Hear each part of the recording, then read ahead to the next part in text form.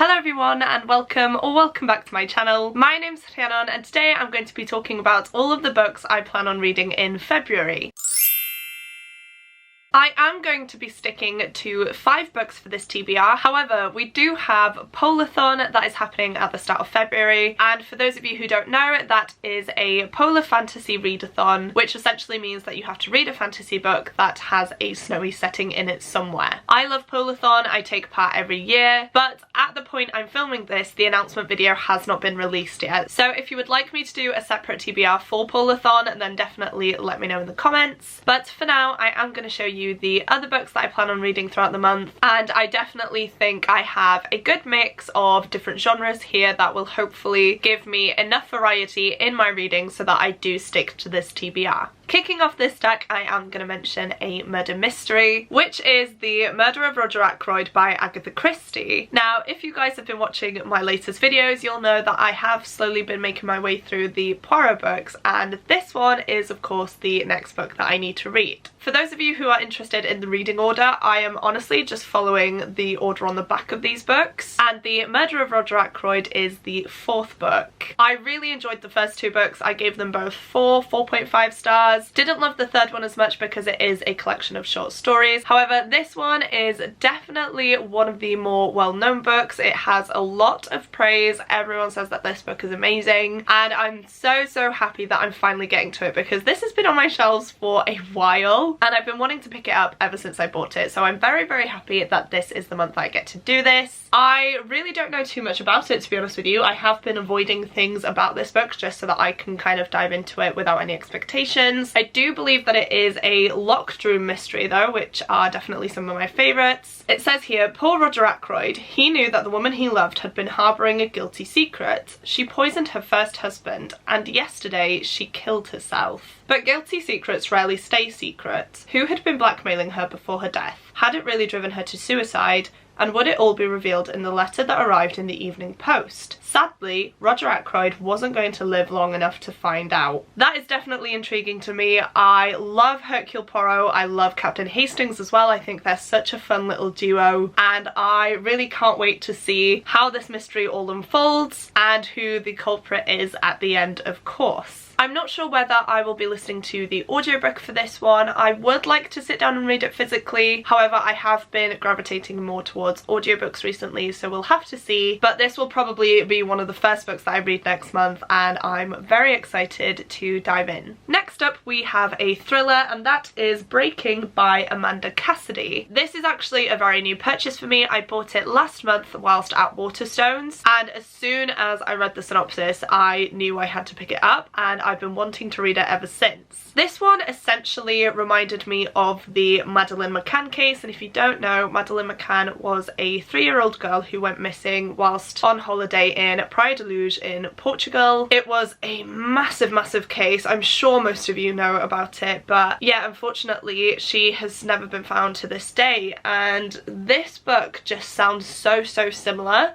and I wanted to see whether it does take inspiration from the actual true crime case that happened, or whether it is different and more of its own thing. So as you can imagine, we have a young child that does go missing in this book whilst on holiday in the Florida Keys. Dr. Mirren appeals to the whole world to try and help her to find her 8-year-old daughter, as the family are away on holiday together from Ireland, so they are essentially on the other side of the world and they need all the help that they can get. But the police do soon become suspicious of Mirren, who is the mother figure here, because she was out alone at a bar drinking shortly before reporting that the child had disappeared, and rumours then start coming out about Mirren's past, which of course turns her from a figure of pity into the villain of the story. And then it does just say at the bottom here, and then a small body is found dumped in the ocean. Is Mirren a heartbroken mother or the architect of her daughter's fate? So yeah, very interested in this one. If you are familiar with the Madeleine McCann case, you can see the similarities here. Obviously they were on holiday, her parents did leave her alone in an apartment block whilst they were out eating and drinking in the bar next door, and because of rumours in the media they soon became the villains of their story as well. Again, I haven't looked at any reviews about this book. I just want to dive in and form my own conclusions. I will of course dive a little deeper once I have read this book, but for now I just want to see what the story is like and see whether the comparison to the Madeleine McCann case continues on throughout it, because it doesn't actually say anywhere that it's inspired by that case. It's just from my love of true crime that I have noticed the similarities. So yeah, this doesn't say anywhere that it is inspired by that case, so don't take my word on it, but it is something that struck me, and yeah, I'm looking forward to reading it and seeing how it's done and how everything unfolds. Next up, we have a book that I'm so excited for. It's one that I've wanted to get to for the longest time, and I'm finally going to prioritize it, and this one is Falling Kingdoms by Morgan Rhodes. This is essentially marketed as Game of Thrones for the young adult readers, which instantly had me sold, and I bought the first two together because it is quite difficult to get your hands on the hardcovers for these, but I did buy them on Book Depository I think about 2 years ago now, and I still haven't read them. So as I was looking at my shelves thinking of books that I wanted to read, this one of course caught my eye, and yeah, as I mentioned, I'm so happy to finally be getting to it. Now this might send me down a path where I do end up loving it and want to read the rest of the series immediately, which will mean that I will have to buy the next 4 books, but I do have the first book and the second book available to hand, so if I do love this one I can just continue on with that one. But I essentially don't know anything about this. I love the cover though, doesn't that just look so stunning? And the synopsis reads, in the 3 kingdoms of Mythica, magic has long been forgotten, and while hard-won peace has reigned for centuries, a deadly unrest now simmers below the surface. As the rulers of each kingdom grapple for power, the lives of their subjects are brutally transformed, and 4 key players, royals and rebels alike, find their fates forever intertwined. Cleo, Jonas, Lucia and Magnus are caught in a dizzying world of treacherous betrayals, shocking murders, secret alliances and even unforeseen love. The only outcome that's certain is that kingdoms will fall. Who will emerge triumphant when all they know has collapsed? That sounds amazing. It definitely sounds like my type of book, and I have been gravitating more towards the YA fantasy genre at the minute just because I'm finding it hard to sit down and read bigger adult fantasy books, and I do just feel like this will be an easy one to fly through. It will hopefully keep my interest, and yeah, I'm just so excited to finally be getting to these books, and I'm really hoping that I do end up loving them. Next up, I have a dark academia book that I feel like a lot of people will be reading this month, and that one is Hellbent by Leigh Bardugo. Now this has just been released. It came out in the middle of January and I did have it pre-ordered, so I do have my copy here as you can see, and I'm honestly quite surprised that I haven't started it yet. I do think I am going to listen to the audiobook for this one though, because that is how I consumed the first book and I had such a good time listening to it that way, so I do think that that is the route I'm going to go down with this one as well. It is a chunky book though, and the way that the first book left off, I'd say it definitely wrapped up nicely, but there were a few points that I wanted to explore a bit more, so hopefully we get those in here. I will read you the full synopsis of this in a second, because even though I did listen to it not too long ago, I do struggle to describe this series in particular. However, it is a dark academia book as I mentioned. We have some murder involved and secret societies that are all wrapped up in this murder, as it does involve some supernatural elements to it, such as